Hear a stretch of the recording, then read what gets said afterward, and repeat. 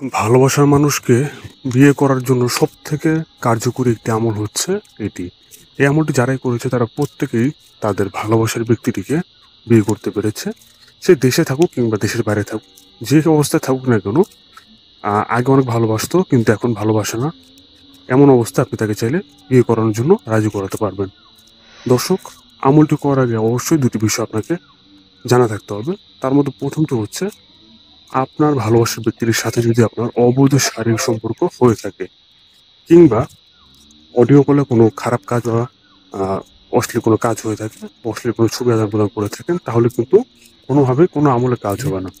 এবং দ্বিতীয় বিষয়টি হচ্ছে আপনার ভালোবাসার ব্যক্তি কিংবা তাদের পরিবার বা আপনার পরিবার কারো উপর যদি জিনের কোনো প্রভাব থেকে থাকে, বা হচ্ছে কালো জাদু করা থাকে, বশীকরণ করা থাকে, এই জাতীয় কিছু করা থাকলেও কিন্তু কোনো আমলে কাজ হবে না।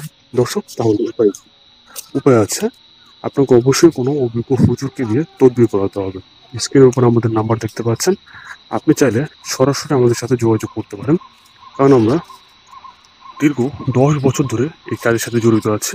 অর্থাৎ অসংখ্য ব্যক্তির তদবির আমরা করে দিয়েছি, যাদের ভালোবাসার ব্যক্তি আগে তাকে ভালোবাসতো কিন্তু এখন বিয়ে করার জন্য রাজি হচ্ছে না, এমন অসংখ্য কাজ আমাদের আছে।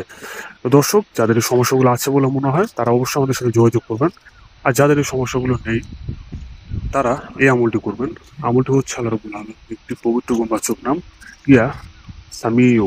আবার বলছি, ইয়া সামিউ। দর্শক, এই নামটি রাতে ঘুমোতে যাওয়ার আগে 101 বার পাঠ করে আপনার ভালোবাসার ব্যক্তিটি চেহারা স্মরণ করে বা তার ছবিতে ফু দিয়ে দেবেন।